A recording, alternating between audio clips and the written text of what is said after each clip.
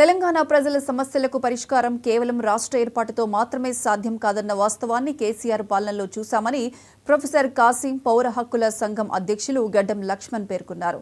ఖమ్మంలో జరిగిన తెలంగాణ ప్రజా ఫ్రంట్ జిల్లా 4వ మహాసభలో కాసిం, గడ్డం లక్ష్మణ్ పాల్గొన్నారు.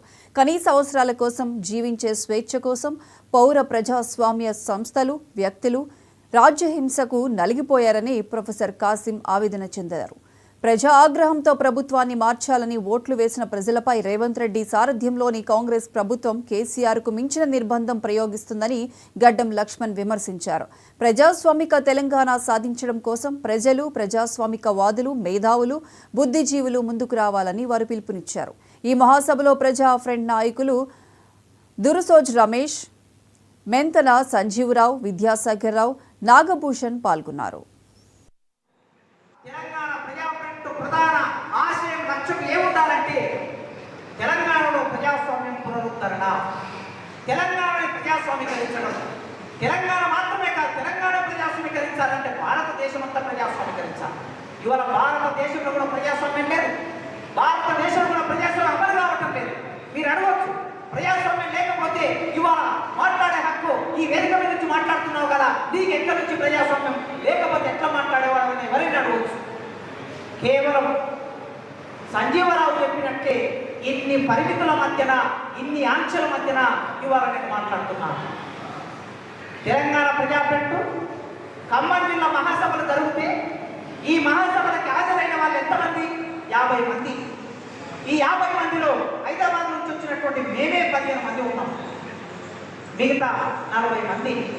ఇంత పెద్ద జిల్లాలో 40 మంది మాత్రమే ఇక్కడికి వచ్చారంటే నిజంగా ప్రజలు తమ గ్రామాల నుంచి లేదా ఆఫీసుల నుంచి, తమ ఇళ్ల నుంచి ఒక సభకు వెళ్ళే ఒక స్వేచ్ఛాపూరిత వాతావరణం ఎందుకు లేదు అనేది ప్రశ్న.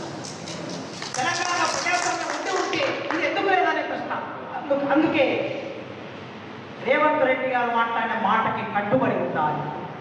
మరి ఆ చరిత్ర అవగాహన ఉందో లేదో తెలియదు. ఇప్పుడు ఆ చరిత్ర చెప్పుకోవాల్సిన అవసరం ఉన్నది. సంఘం నాయకుడు సమాజానికి చరిత్రని మళ్ళీ చెప్పాలి.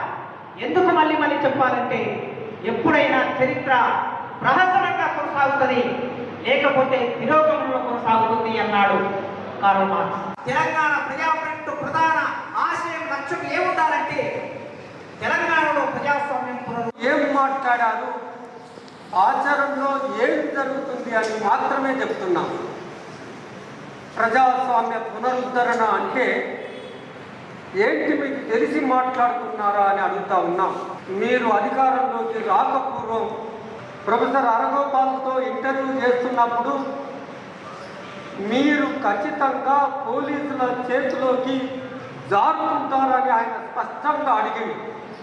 ఒక్కసారి బేరీజ్ వేసుకోండి, ఇవాళ తెలంగాణ రాష్ట్రంలో పోలీసుల రాజ్యం నడుస్తుందా, మీ రాజ్యం నడుస్తుందా అనే దాన్ని ఒక్కసారి బేరీజ్ వేసుకోండి.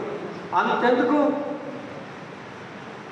ఈ తెలంగాణ సాధించింది ప్రజా ఫ్రంట్, ఈ తెలంగాణ సాధించింది ఇక్కడ కూర్చున్న విద్యార్థులు. మన విజయ్ గల్లబట్టుకొని ఈడ్చుకుపోయి పోలీసు వ్యాన్లో ఎక్కించిన వీళ్ళు కదా ఈ పోరాటకారులు. నిజానికి చంద్రశేఖరరావు కూడా ఆ పోరాటం చేసినందుకు నేను అధికారంలోకి వచ్చినానని ఎక్కడ చెప్పుకోలేదు.